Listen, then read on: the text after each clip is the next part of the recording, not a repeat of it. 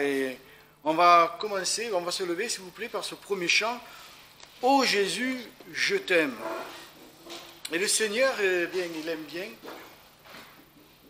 à numéro 307.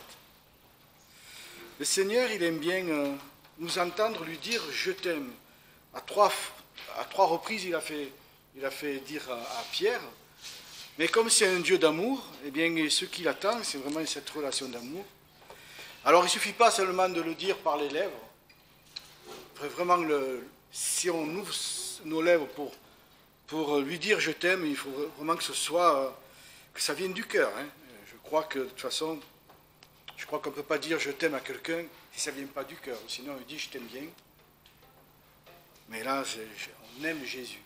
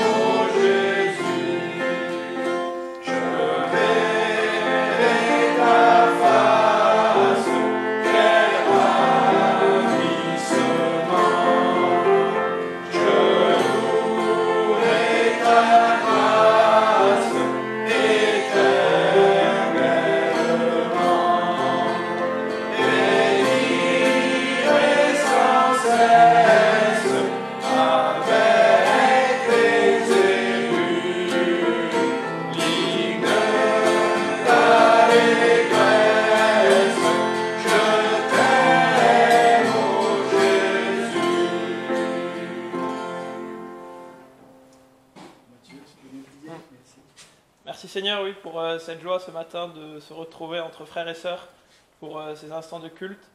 Merci, oui, qu'on peut célébrer, chanter tes louanges, t'adorer ce matin. Et merci, oui, pour tout ce que tu fais chaque jour dans nos vies. Merci pour tes bienfaits, tes compassions qui se renouvellent chaque matin. Et merci, oui, que tu nous as aimés d'un amour infini jusqu'à mourir à la croix pour nos péchés. Merci qu'on peut être, oui, témoins de cette grâce dans nos vies au quotidien. Merci pour ta miséricorde jour après jour envers nous, pour ta bonté. Et merci, oui, que tu as vaincu la mort, tu es ressuscité et que tu es monté au ciel et que nous avons cette assurance de ton prochain retour, que bientôt tu reviendras pour nous prendre au ciel avec toi. Et aide-nous à fixer les regards sur cela jour après jour, à oui, toujours plus te ressembler, Seigneur Jésus. Que ces instants de culte soient à ta gloire et à ta seule gloire, Seigneur Jésus. Amen. Amen. On va reprendre avec le numéro 50.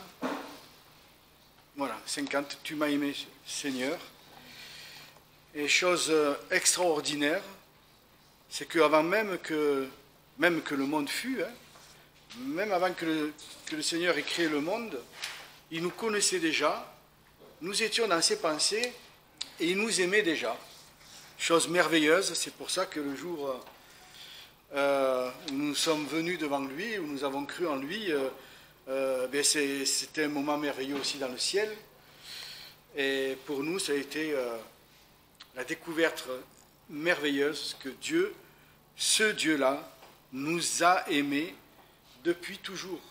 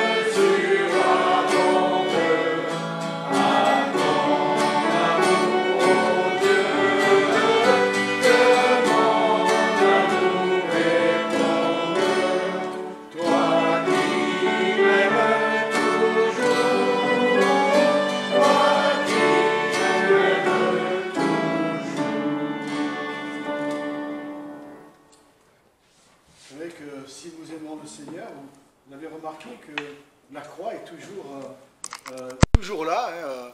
Hein, c'est l'acte d'amour le plus grand qu'on ait jamais vu. Hein, et encore, si c'était un homme qui était mort, on aurait dit, oui, il y a des hommes qui sont morts pour des causes, mais c'est Dieu qui est mort. C'est pas un homme qui est mort à la croix pour nous, c'est Dieu lui-même qui s'est donné. Et voilà, merci Seigneur pour ton amour, manifesté à chaque instant.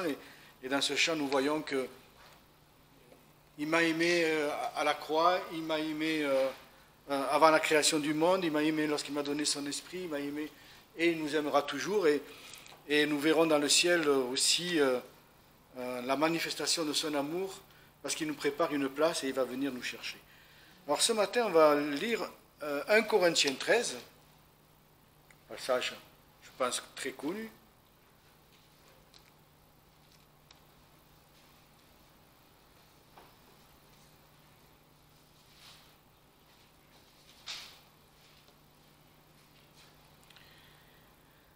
Quand je parlerai les langues des hommes, même des anges, si je n'ai point la charité, je suis comme l'airain qui résonne, ou comme une cymbale qui retentit. Et quand même j'aurai le don de prophétie, et que je connaîtrai tous les mystères et toute la science, et quand même j'aurai toute la foi, jusqu'à transporter les montagnes, si je n'ai point la charité, je ne suis rien. Et quand même je distribuerai tous mes biens pour la nourriture des pauvres, et quand même je livrerai mon corps pour être brûlé, si je n'ai point la charité, cela ne me sert de rien. La charité est patiente, elle est pleine de bonté. La charité n'est point envieuse, la charité ne se vante pas, elle ne s'enfle point d'orgueil, elle n'est point malhonnête, elle ne cherche point son intérêt, elle ne s'aigrit point, elle ne pense point à mal, elle ne se réjouit point de l'injustice, mais elle se réjouit de la vérité. Elle supporte tout, elle croit tout, elle espère tout, elle endure tout. La charité ne périt jamais. Quant aux prophéties, elles seront abolies, et les langues cesseront, et la science sera abolie. Car nous ne connaissons qu'imparfaitement, et nous ne prophétisons qu'imparfaitement. Mais quand ce qui est parfait viendra, alors ce qui est imparfait sera aboli. Quand j'étais enfant, je parlais comme un enfant, je jugeais comme un enfant, je pensais comme un enfant. Mais lorsque je suis devenu homme, j'ai abandonné ce qui était de l'enfant. Maintenant, nous voyons par un miroir, obscurément, mais alors nous verrons face à face. Maintenant, je connais imparfaitement, mais alors je connaîtrai comme j'ai été connu. Maintenant donc, ces trois choses demeurent, la foi, l'espérance, la charité. Mais la plus grande d'elles est la charité.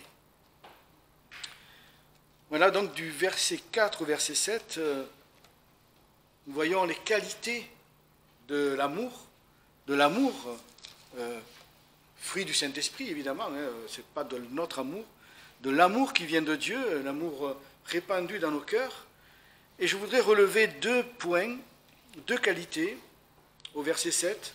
L'amour croit tout, là c'est la charité, c'est pour ça que c'est marqué elle. Croit tout et espère tout. L'amour croit que tout est possible en Christ et elle s'attend à toute victoire en Jésus-Christ. Et je voudrais ce matin nous exhorter à prier, parce que nous prions pour les frères, les sœurs persécutés dans le monde, mais il m'est venu cette pensée qu'il y a des âmes pour qui peut-être on ne prie pas vraiment, ce sont ceux qui persécutent les chefs d'État de Corée du Nord, du Nigeria, de Chine, d'Afghanistan. Voilà, est-ce qu'on prie pour leur salut? Parce que eux aussi, ce sont des âmes pour qui le Seigneur est mort.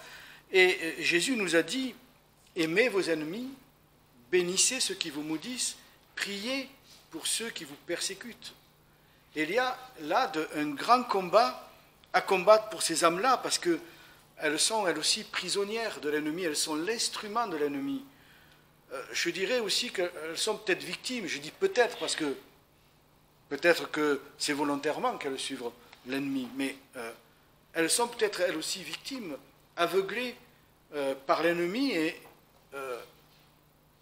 le Seigneur a deux armées. Il a une armée céleste qui combat contre les démons, et puis il a une armée terrestre.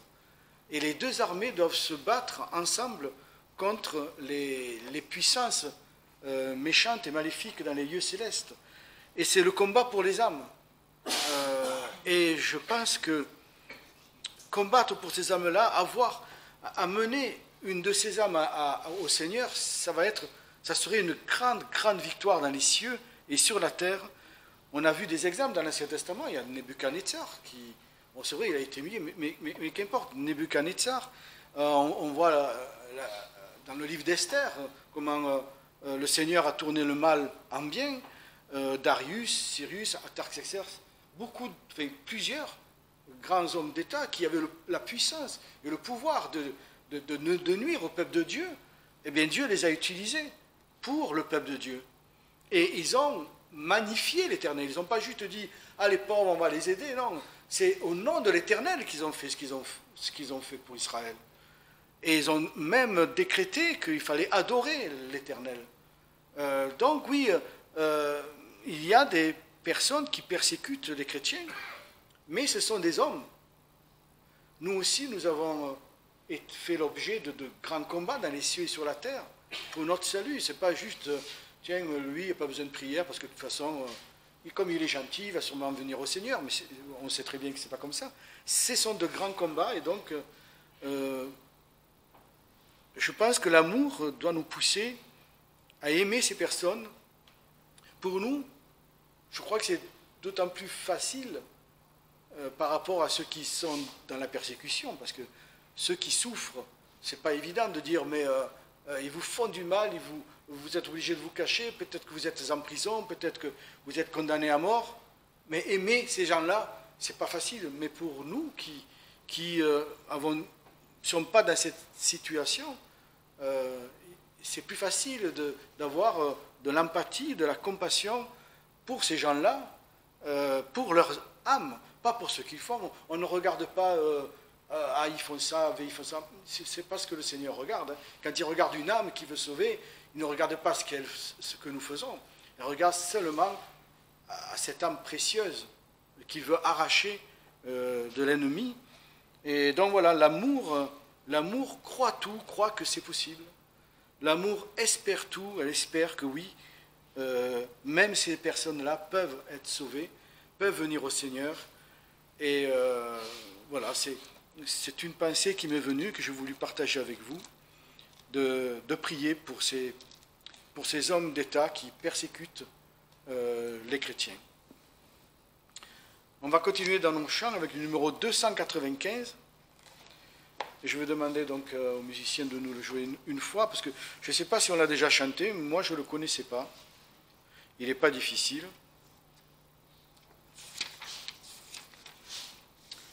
Seigneur, le 295, Seigneur, ce que je réclame.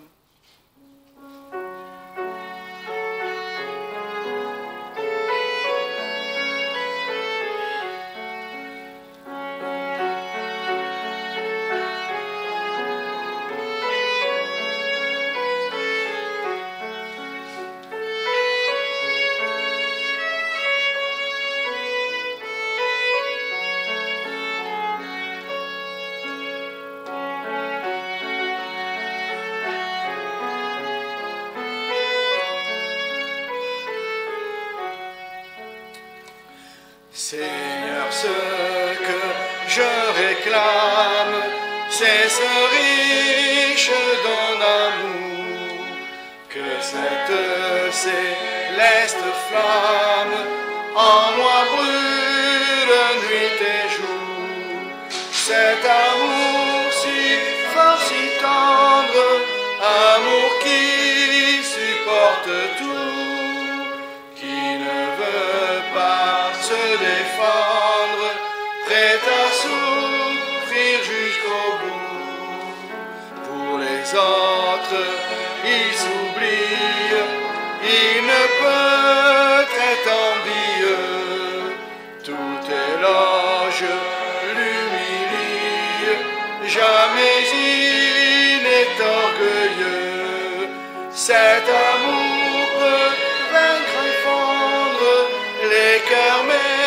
méchants durs glacés, ils ne peuvent rien répondre, l'amour les a terrassés. Devant la vaste souffrance qui s'étend de jour en jour, il faut un remède immense, il faut un immense amour, que jusqu'à la mort fidèle, prie en lutte en tout lieu, ma vie entière révèle l'amour sublime de Dieu.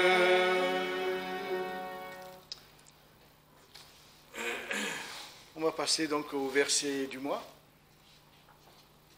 Donc Éphésiens 2, verset 10.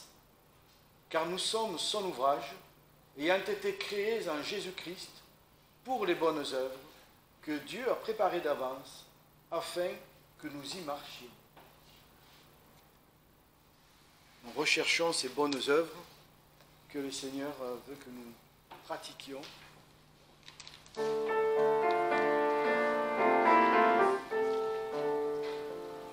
Seigneur, en Dieu, ton pouvoir est immense, tu dis du néant, surgit l'univers. Rien ne subsiste que par ta puissance, soleil de flamme ou limite des mers, le firmament et ses millions d'étoiles, tout obéit au plus profond des cieux. Mon cœur s'émeut lorsque tu lui dévoiles ta majesté, ton pouvoir glorieux. Seigneur en Dieu, ton fond est ta sagesse qui se révèle dans ta création.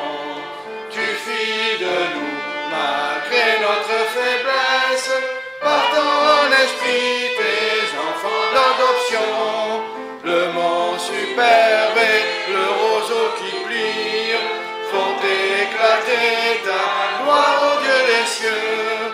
Plein de respect, mon cœur ému te prie, et je bénis ton savoir merveilleux.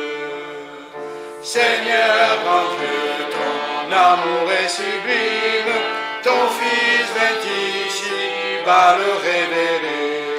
Tu n'éteins pas le lumignon infime qui fume encore et ne peut plus brûler. J'étais lié par une chaîne infâme, tu la brisas sur la croix, bon sauveur. Pleurant d'amour, j'adore et je proclame ton sacrifice immense au Rédempteur. Donc on va prendre un texte dans la deuxième Samuel, 2 Samuel chapitre 6, pardon. C'est pas une épître, c'est pas la deuxième épître de Samuel, c'est 2 Samuel, chapitre 6. Certains ont déjà en partie entendu des éléments de ce message, mais le message sera à la fois sur le même texte avec la même logique, mais à la fois très différent, puisque c'était à Champ-de-Colline où on était et on a prêché sur ce message-là, sur ce texte-là, avec l'optique bien sûr d'annoncer l'évangile. Là, c'est plus rester sur le fondement de la leçon qu'on va tirer de ce texte, et ça s'adresse plus évidemment à des chrétiens qui ont la prétention d'aimer et de servir le Seigneur. Donc je vais prier, et puis ensuite on va lire ensemble ce texte. Seigneur, nous te remercions parce que tu es un Dieu de miséricorde, tu es un Dieu de grâce, un Dieu tout-puissant, glorieux, et on ne manque de rien, on le sait quand on vient à toi. Tu entends, tu écoutes, tu es attentif, tu as de l'empathie pour tes enfants lorsqu'ils ont des souffrances ou des faiblesses ou des besoins, et Seigneur, tu pourvois. Tu n'es pas un Dieu simplement pour qu'on envoie des messages ou qu'on laisse dans un mur des messages ou qu'on mette des bouteilles dans la mer en espérant que peut-être une sera trouvée. Seigneur, tu es celui qui entend. et aussi qui parle. Alors Seigneur, que ce message montre qui tu es à nos cœurs et qu'on ait à cœur, nous, à notre tour, de te plaire et de te servir. Au nom de Jésus-Christ. Amen. Voilà, donc 2 Samuel, je vais lire tout le chapitre, même si c'est un tout petit peu long. David assembla encore tous les hommes d'élite d'Israël au nombre de 30 000. Puis David se leva, ainsi que tout le peuple qui était avec lui, et partit de Baal et de Juda, pour transporter de là l'arche de Dieu devant laquelle est invoqué le nom de l'Éternel des armées qui habite entre les chérubins. Et ils mirent l'arche de Dieu sur un chariot neuf, et ils l'emmenèrent de la maison d'Abinadab, qui était sur la colline, et Uzza, et Achjo, fils d'Abinadab, conduisaient le chariot neuf. Ils l'emmenèrent donc de la maison d'Abinadab sur la colline avec l'arche de Dieu, et Achjo allait devant l'arche. Et David et toute la maison d'Israël jouaient devant l'Éternel de toutes sortes d'instruments de bois, de cyprès, de harpe, de lyre, de tambour, de sistre et de cymbales. Et quand ils furent venus jusqu'à l'aire de Nakon, Uzza porta la main sur l'arche de Dieu et la saisit, parce que les bœufs regimbaient. Et la colère de l'Éternel s'embrasa contre Uzza, et Dieu le frappa, à cause de sa témérité, et il mourut là, près de l'arche de Dieu. Et David fut affligé de ce que l'Éternel avait fait une brèche en la personne d'Uzza. Et jusqu'à ce jour, on a appelé ce lieu-là Peretz Uzza, brèche d'Uzza. David eut donc peur de l'Éternel en ce jour-là, et il dit, mais comment l'arche de l'Éternel entrerait-elle chez moi? Et David ne voulut point retirer l'arche de l'Éternel chez lui, dans la cité de David, mais il la fit conduire dans la maison d'Obed-Édom de Gath.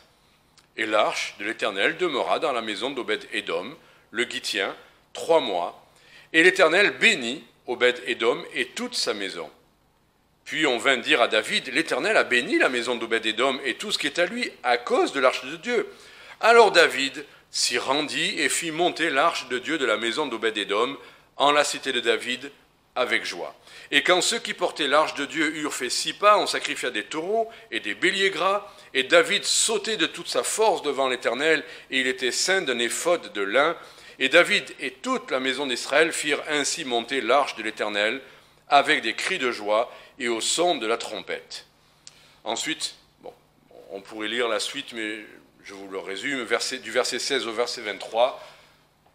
Michal, donc la fille de Saül, qui était aussi l'épouse de David, après une drôle d'histoire, mais toujours est-il qu'elle était là, et en voyant David sauter, danser devant l'arche de l'Éternel, elle le méprisa dans son cœur. Et on voit au verset 23 que Michal, fille de Saül, n'eut point d'enfant jusqu'au jour de sa mort. Voilà, elle a méprisé David, qui voulait juste honorer le Seigneur par ses chants, ses sauts de joie, etc., etc. Voilà, donc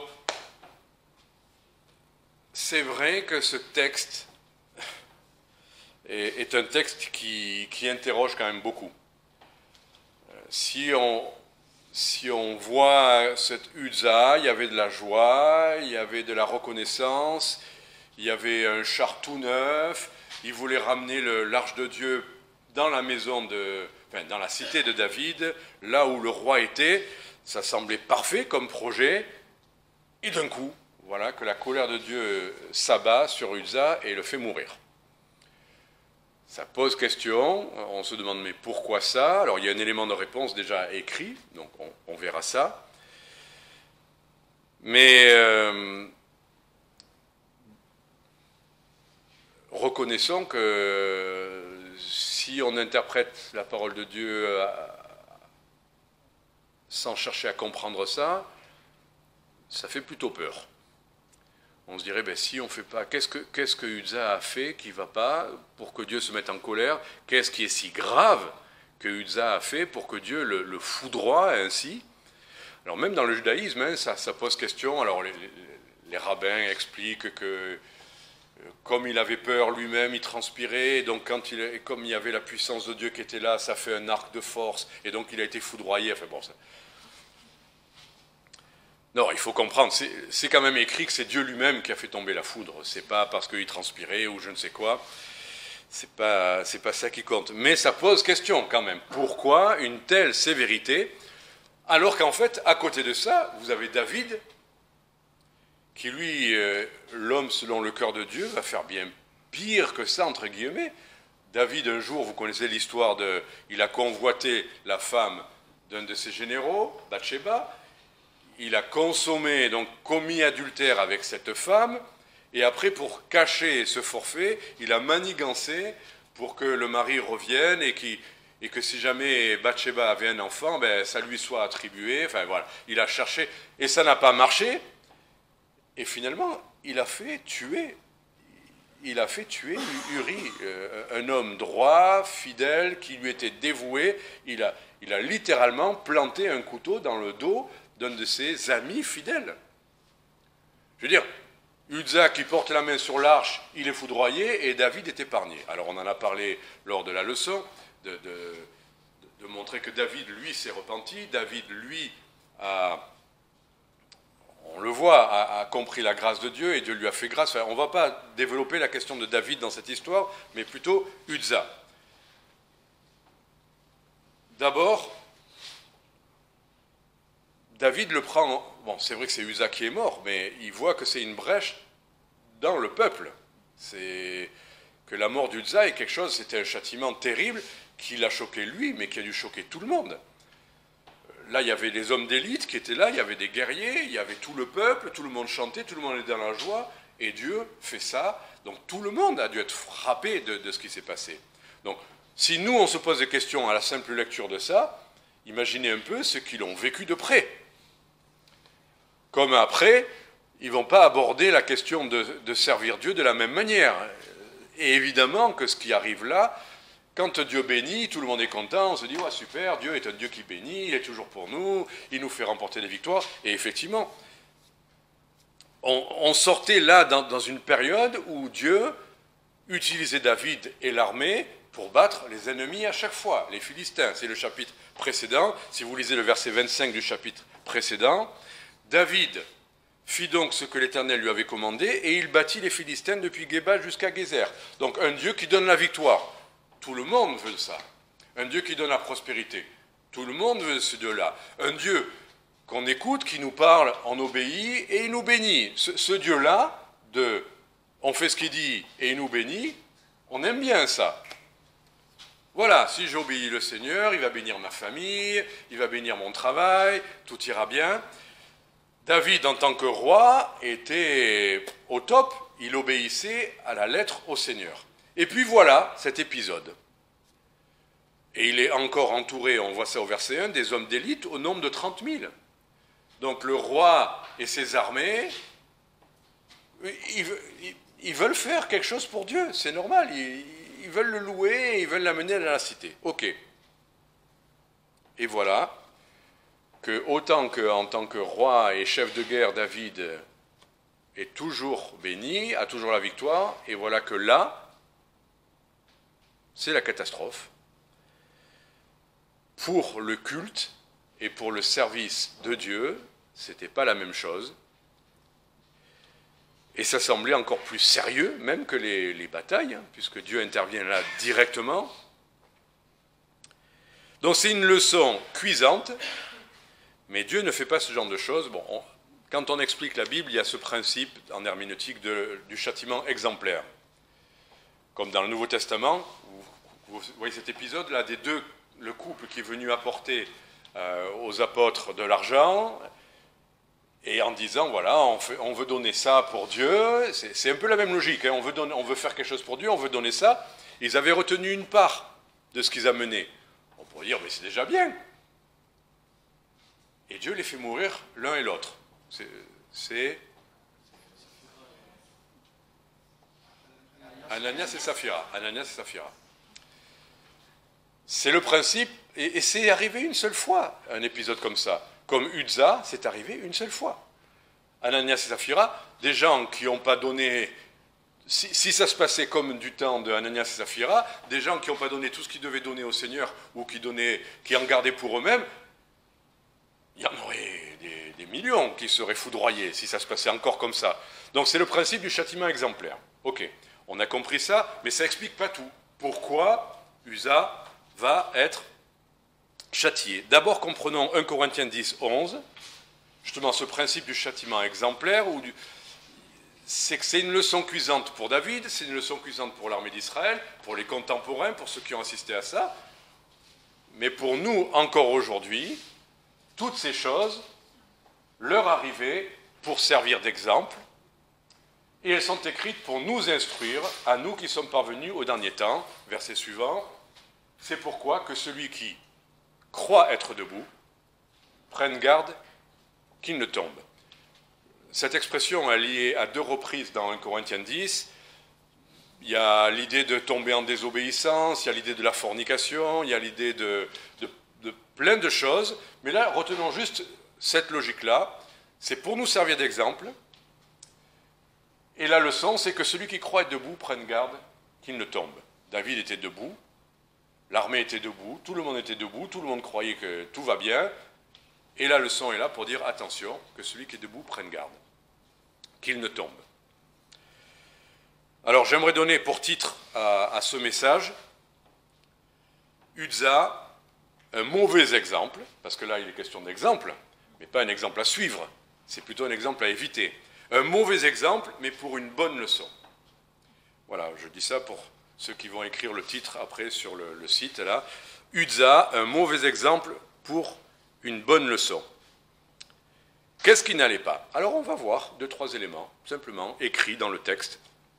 Verset 3, « Ils mirent l'arche de Dieu sur un chariot neuf, et ils l'emmenèrent de la maison d'Abinadab sur la colline, et Uzzah et Akjo, fils d'Abinadab, conduisaient le chariot neuf. » Ensuite, au verset 6, « Et quand ils furent venus jusqu'à l'ère d'Akon, Uzzah porta la main sur l'arche de Dieu, et il la saisit, parce que les bœufs regimbaient, et la colère de l'Éternel s'embrasa contre Uzzah, et Dieu le frappa à cause de sa témérité. Et il mourut là, près de l'arche de Dieu. » Alors, avant de dire ce que nous, on pense de ça, tiens, oui, non, Dieu dit pourquoi il l'a frappé. À cause de sa témérité. Définition de la témérité. Alors, pour gagner du temps, je vais vous donner la définition qu'il y a sur Wikipédia. La témérité, on pourrait trouver des synonymes, hardiesse, courage, d'accord ?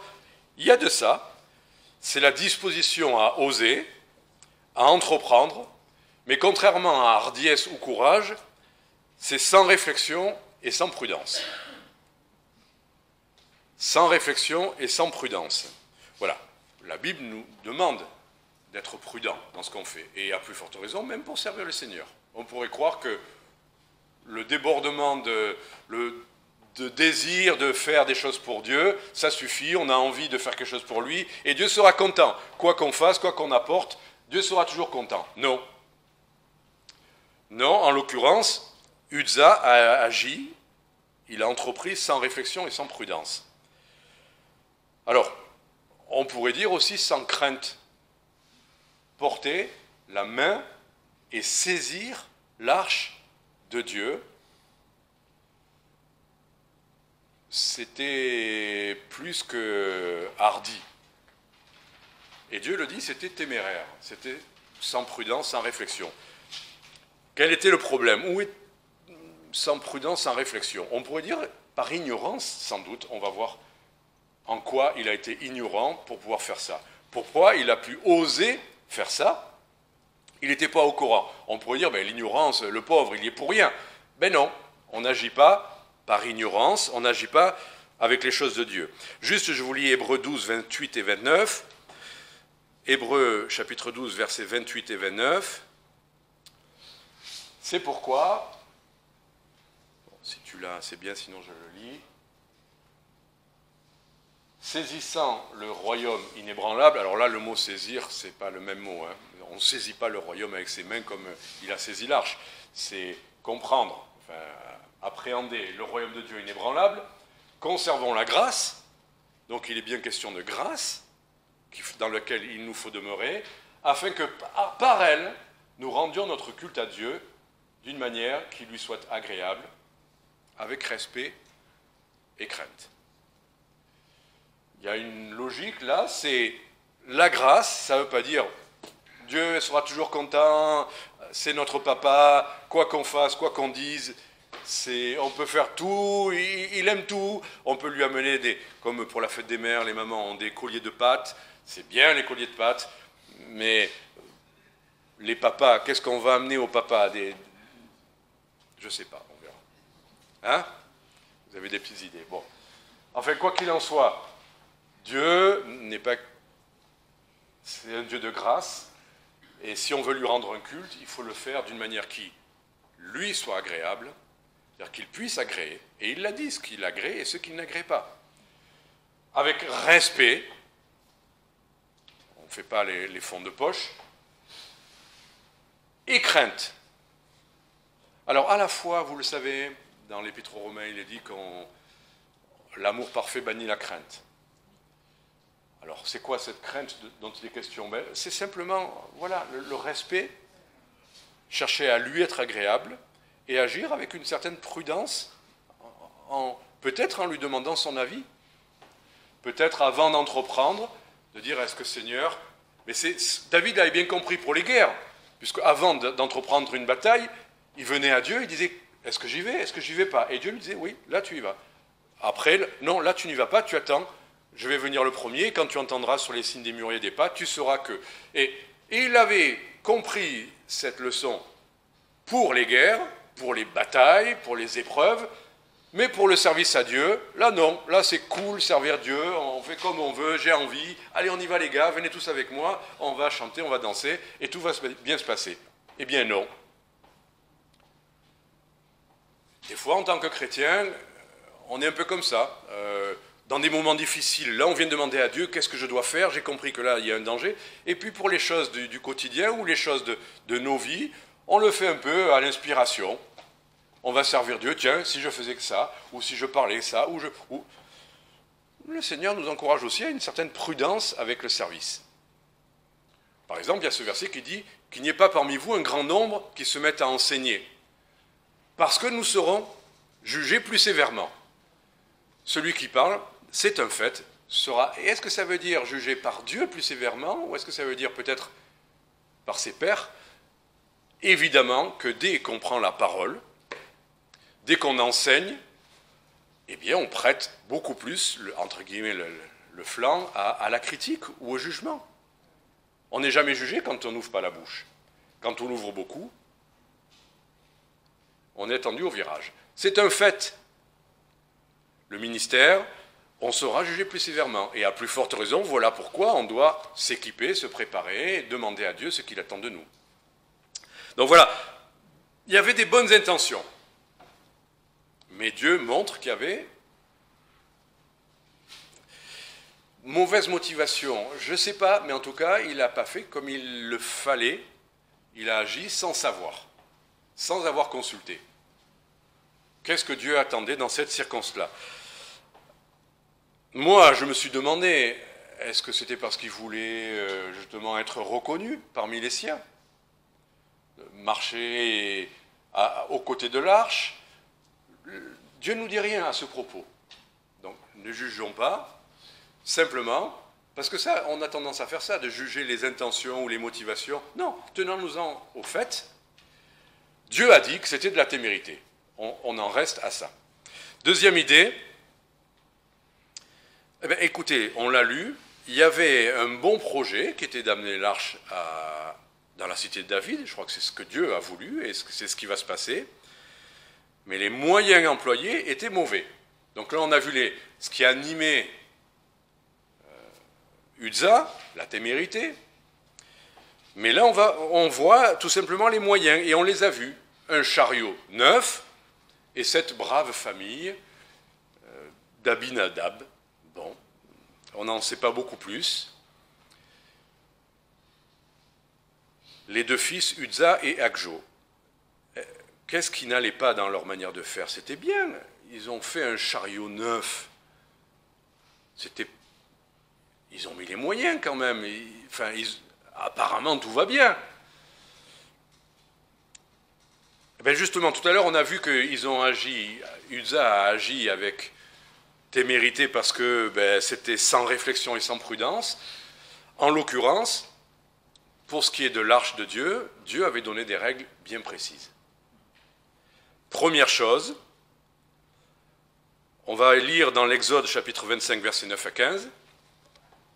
Exode chapitre 25, versets 9 à 15.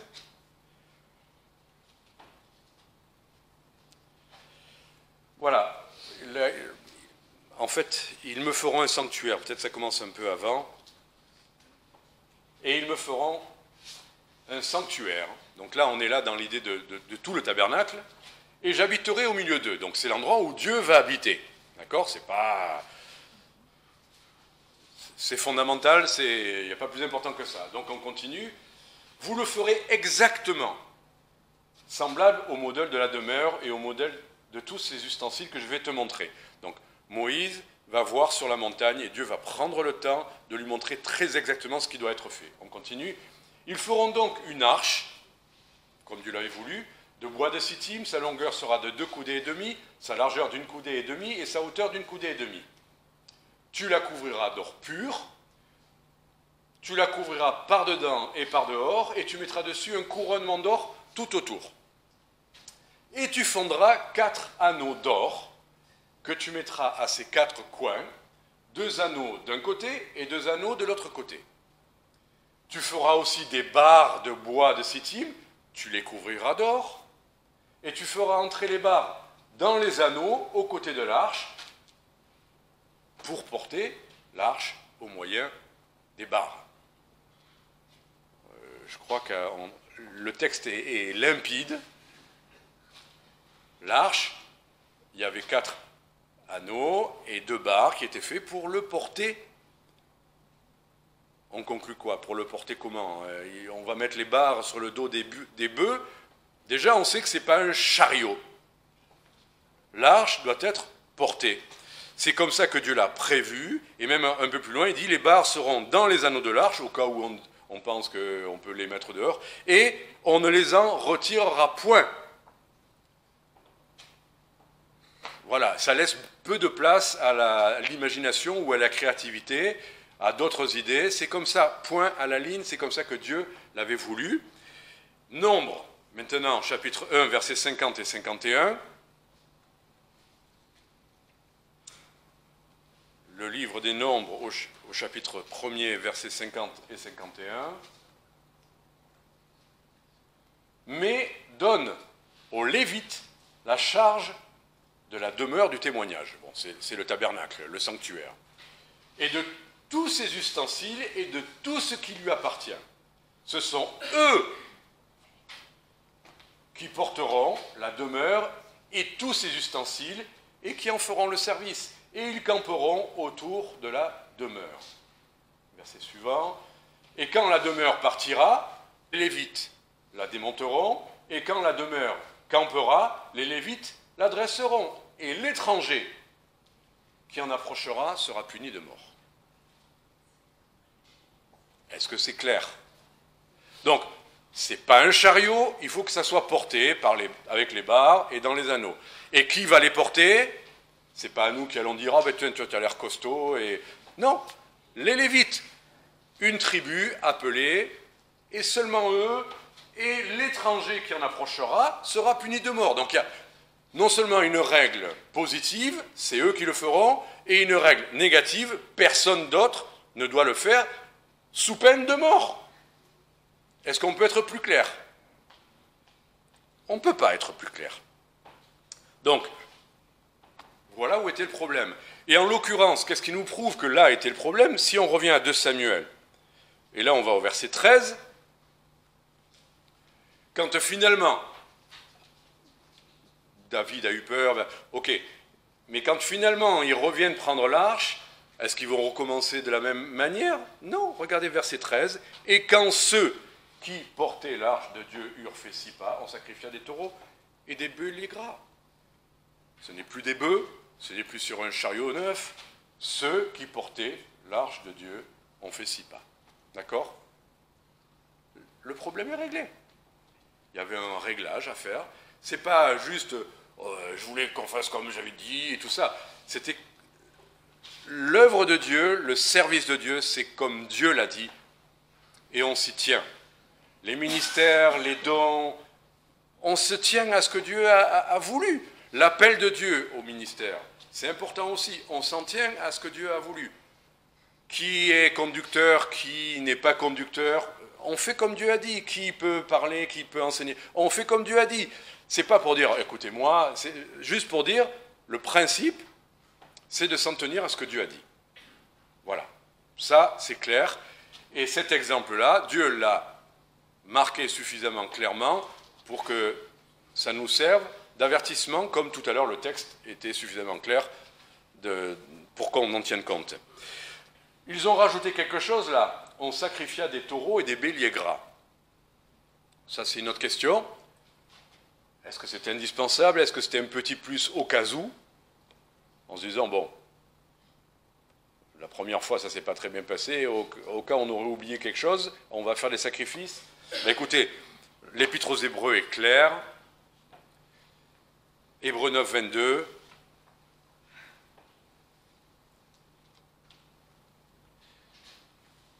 Et selon la loi, presque toutes choses sont purifiées par le sang, et sans effusion de sang, il n'y a point de pardon. Il faut l'effusion de sang pour que les choses qu'on veut faire pour le Seigneur, on sait que notre service n'est pas parfait, on sait que nos motivations ne sont pas toujours parfaites, on sait que peut-être des fois on déborde un peu.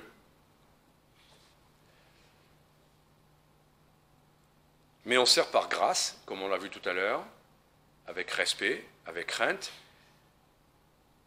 et on a besoin que Dieu, par son sang, rende notre ministère valable. C'est par grâce et c'est par Jésus-Christ. Et au cas où on n'ait pas compris la leçon, Hébreux 10, versets 19 à 22, et c'est comme ça qu'on peut faire des choses pour le Seigneur. C'est pas en tremblant, c'est en respectant ce qu'il a demandé.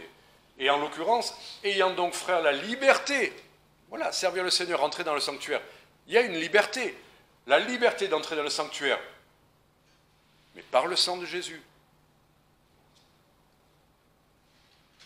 Par le sang de Jésus.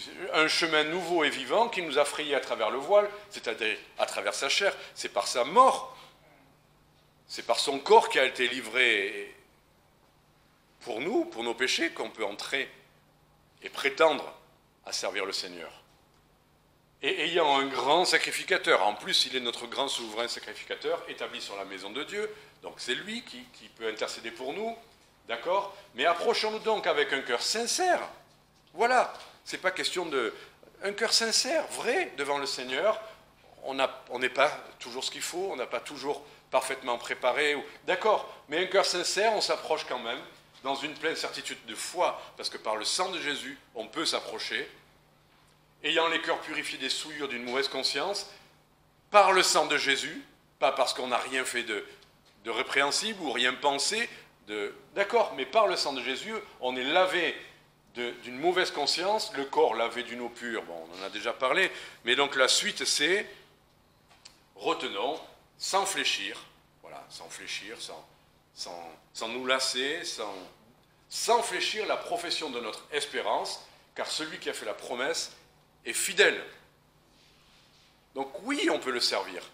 Cette leçon de Uzzah n'est pas là pour nous dire, comme David a eu le réflexe, « Ouh là là, moi je ne ferai rien pour lui parce que de peur que je fasse pas ce qu'il faut. » Non, c'est le faire comme il l'a voulu, et puis après on reste dans la foi, sans fléchir. On peut être certain que oui, il accueille, il agrée notre ministère, notre service, parce qu'il en a fait la promesse. Et qu'il est fidèle. Il en a fait la promesse et il est fidèle. Je ne suis pas parfait, mais je reconnais que si je dis quelque chose, normalement je ne reviens pas dessus. C'est pour ça que j'ai beaucoup de mal à dire des choses, enfin, à m'engager ou à prendre des décisions, je demande d'abord un temps de réflexion, mais après, je ne veux pas changer parce que je ne veux pas qu'on me dise « Ah oui, mais tu changes d'avis, tu n'es pas fidèle. » Non. Et alors imaginez si nous, on cherche à être fidèles à notre parole, notre Père, il a fait la promesse et il est fidèle. Voilà. Donc, par le sang de Jésus, on est agréé. Donc on a vu, Uzzah, ce qu'il a fait, ne respectait pas ce que Dieu avait dit. Et c'était sérieux, parce que Dieu avait pris le soin d'avertir. Dieu avait pris le soin de donner des règles précises, écrites, données à Moïse et transmises ensuite à tous. Donc, ça t'a mérité, il l'a payé, mais c'est aussi pour nous servir d'exemple aussi. Alors, on pourrait dire, oui, mais quand même, il y est pour rien. S'il ne le savait pas, peut-être que lui n'était pas lévite. Alors, et où étaient les lévites d'ailleurs dans cette histoire-là? Pourquoi eux, qui étaient au courant, n'étaient pas là pour l'avertir, dire non, ne fais pas ça, c'est à nous d'aller le faire. Je ne sais pas ce qui s'est passé et je ne peux pas dire ce qui n'est pas écrit. Mais en tout cas, les lévites n'ont rien dit, n'ont rien fait. Il a été sincère, qu'est-ce qu'on en sait? Est-ce qu'il avait de l'orgueil? Est-ce qu'il voulait être... On n'en sait rien. Il a voulu faire le maximum, parce que quand même, ils ont donné de leur personne. Enfin, il a voulu bien faire. Est-ce que ça suffit devant Dieu? La sincérité, le don de soi-même, faire le maximum, est-ce que c'est ça que Dieu agrée? Je vois nulle part dans les Écritures. Oui, le Seigneur nous demande d'être sincère. Ça, il nous le demande. Soyez sincères, sans cire, sans hypocrisie. Entre nous. Voilà. Ça, il le dit. Mais est-ce que c'est...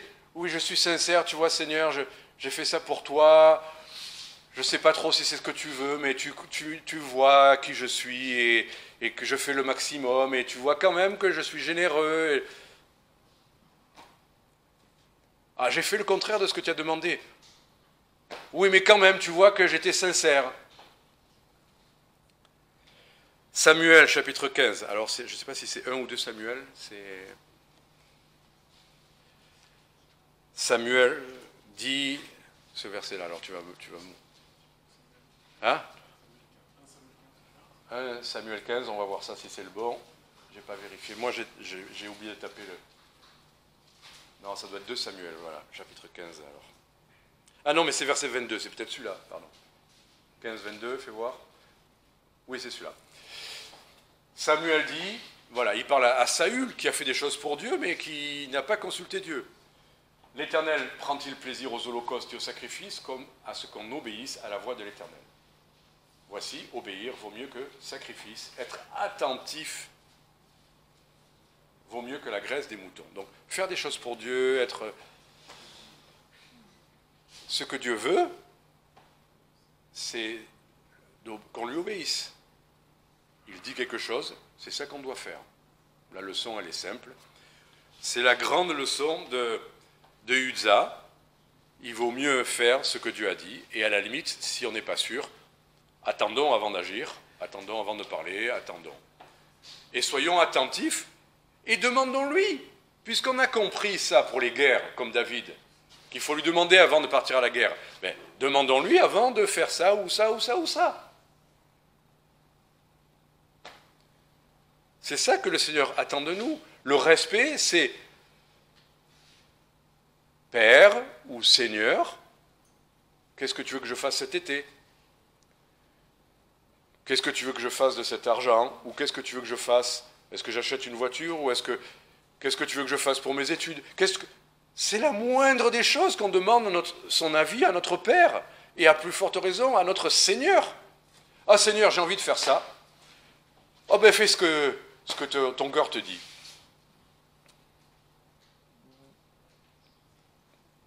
En tant que chrétien, et là je vais être simple et court, 2 Timothée 3,16, on ne peut pas dire « Oh, j'étais pas au courant, oh, j'avais pas lu ce verset, ah, je ne savais pas ». 2 Timothée 3,16, tu avais le moyen de savoir ce que ton Père en pense. Toute écriture est divinement inspirée et utile pour enseigner, pour convaincre, pour corriger, pour former à la justice. Et le verset suivant, afin que l'homme de Dieu soit accompli et propre à toute bonne œuvre. On a tout ce qu'il faut pour trouver les réponses à nos questions, si on veut faire sa volonté. Toute l'écriture est inspirée de Dieu. Ok. Et pour nous corriger, on peut avoir des bonnes intentions, mais d'accord, mais demandons à Dieu. avant d'entreprendre. Matthieu 11, 29. Là encore, il y a l'écriture, c'est le cadre. Vous ne trouverez pas toujours des versets. Voilà, Seigneur, est-ce que cette jeune fille, c'est celle que je dois épouser?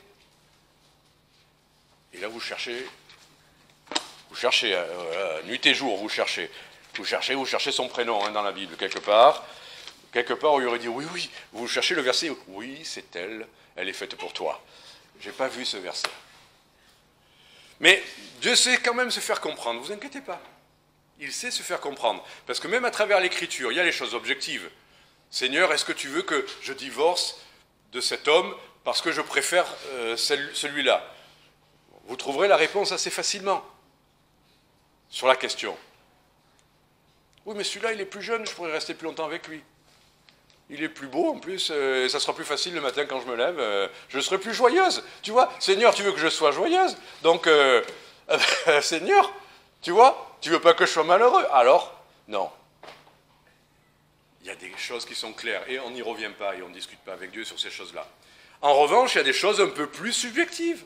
C'est pas bien ou mal, c'est pas noir ou blanc, c'est pas vrai ou faux, il y a des choses qui relèvent de chemins personnels, individuels. Et alors là, le Seigneur nous dit, voilà, chargez-vous de mon joug, apprenez de moi, parce que je suis doux et humble de cœur, et vous trouverez le repos de vos âmes. Le repos de l'âme, la paix, voilà, ce que le Seigneur peut mettre en vous quand vous prenez la bonne décision.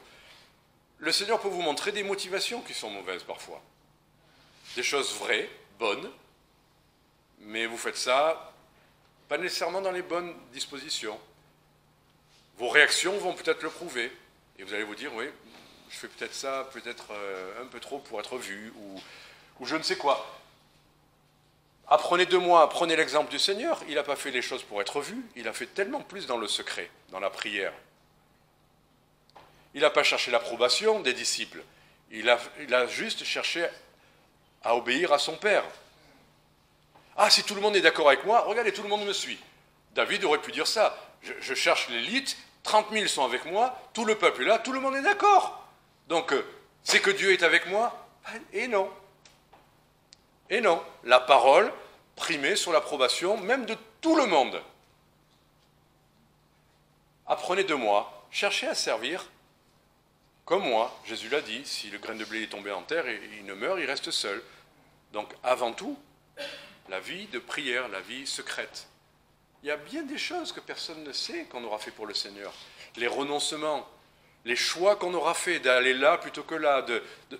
C'est entre le Seigneur et vous, et apprenez de lui. Ne cherchez que l'approbation de votre Père en toutes choses. Il est doux et humble de cœur. Et d'ailleurs, souvent, des bonnes décisions seront suivies d'une tranquillité d'âme qui feront que vous n'aurez pas besoin de vous bagarrer pour prouver que vous avez raison. Vous voyez ce que je veux dire? Des fois, oui, le Seigneur m'a dit, et oui, le Seigneur m'a dit, et le Seigneur m'a dit. Et puis vous avez là, enfin, oui, mais moi aussi, le Seigneur m'a dit. Et les deux personnes ont des avis différents.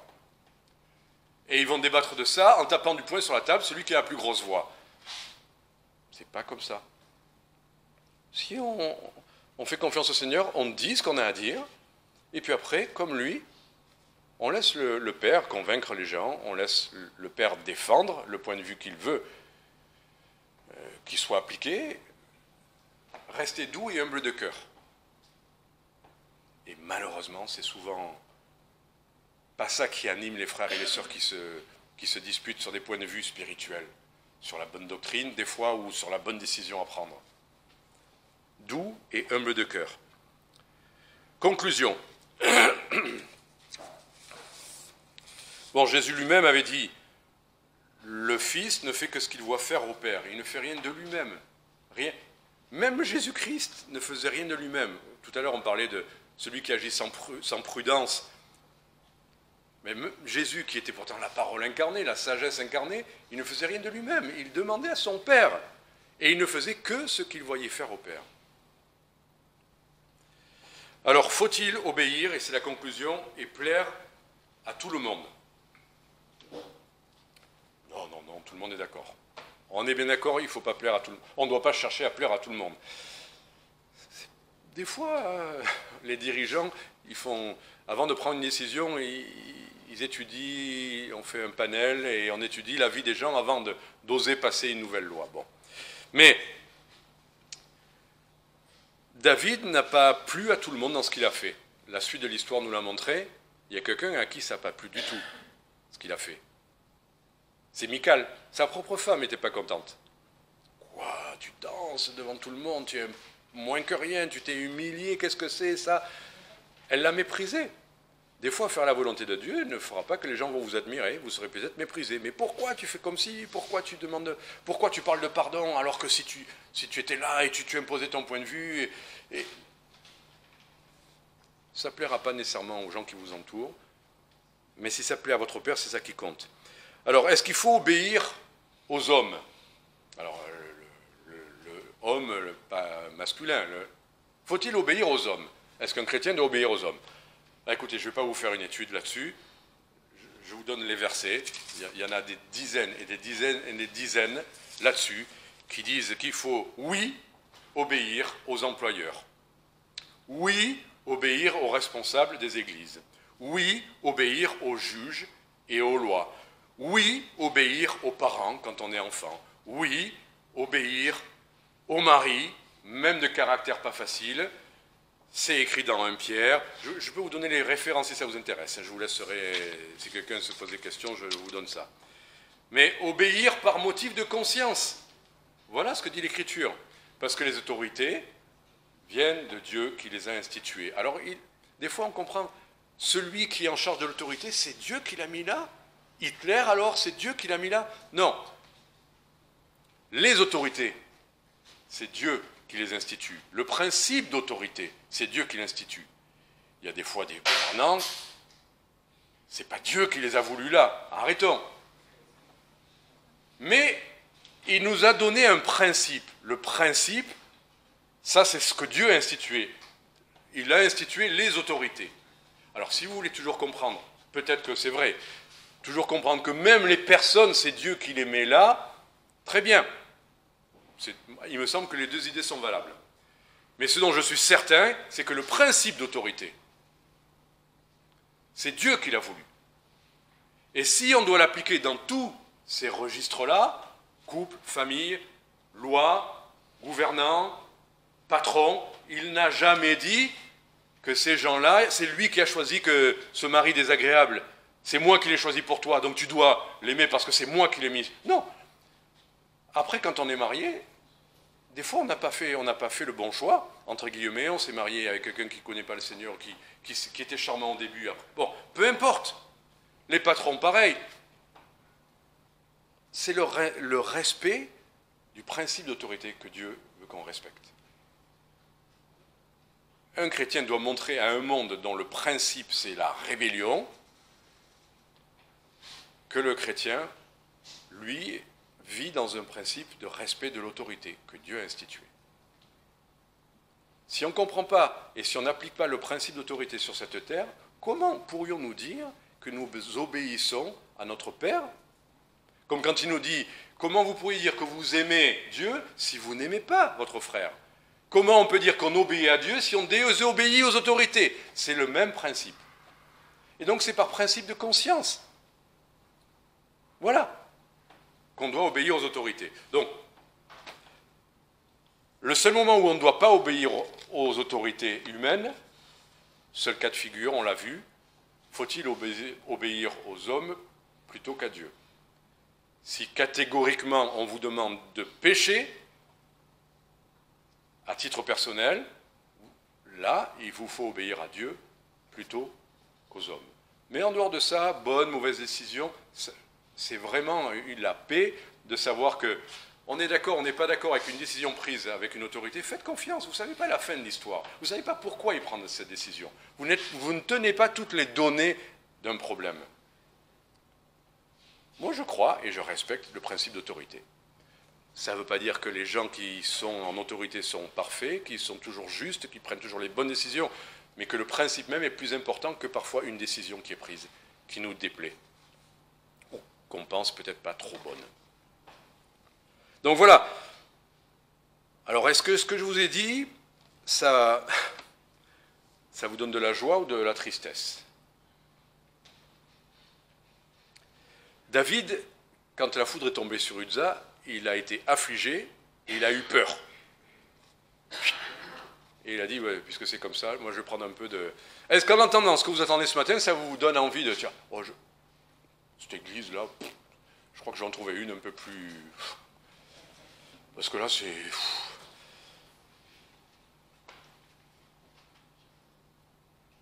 Est-ce que vous avez peur d'entendre que le Seigneur veut que vous obéissiez, ou est-ce que ça vous remplit de joie?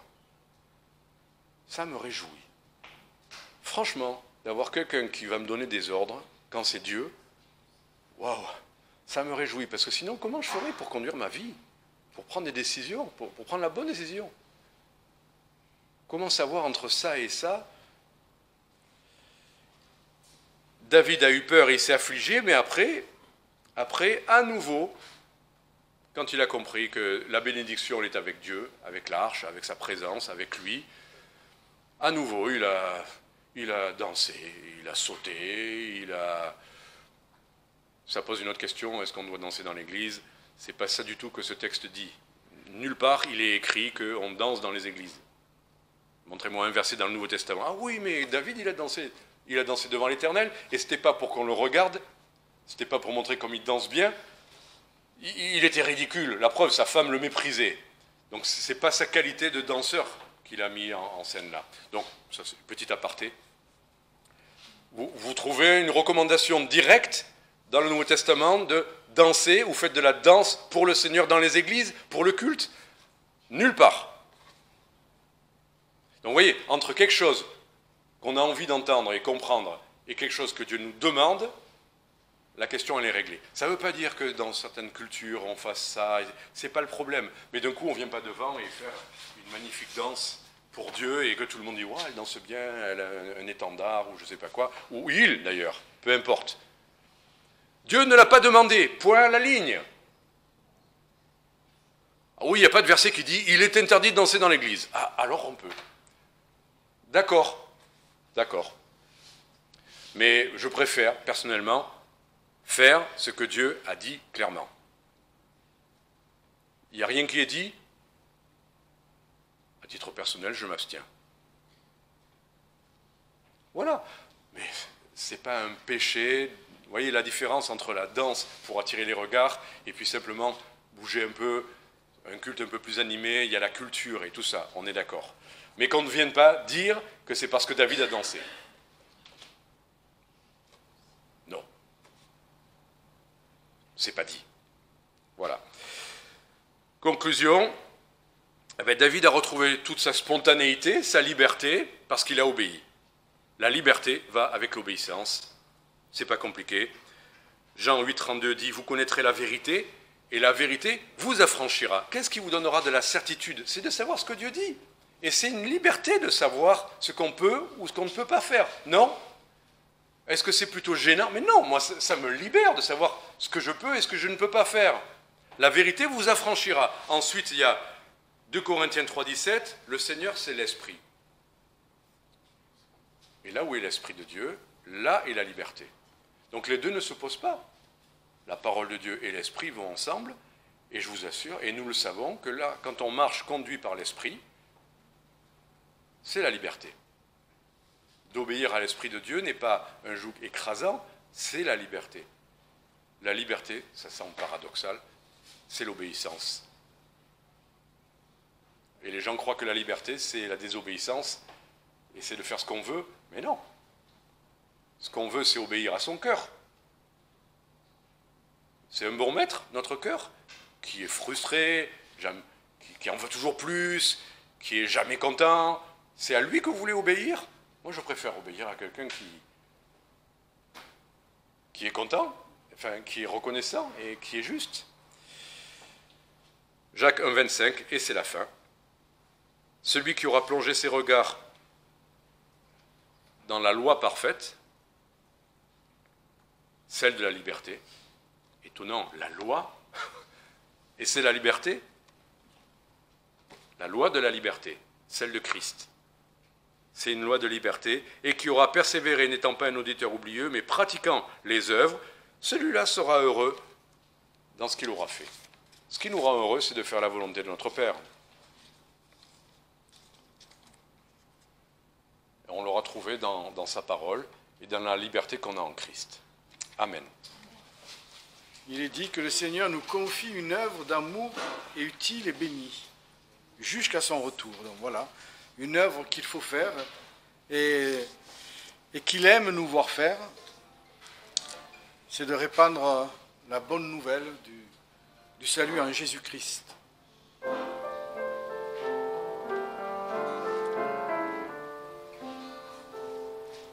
Jésus te confie une œuvre d'amour, utile et bénie, jusqu'à son retour. Cette sainte tâche, veux-tu l'accomplir, pour lui sans relâche, sans jamais faiblir. Prie, agis jour après jour, sans broncher, suis ton sauveur avec amour. Sois fidèle, obéissant, et le maître rendra ton travail puissant.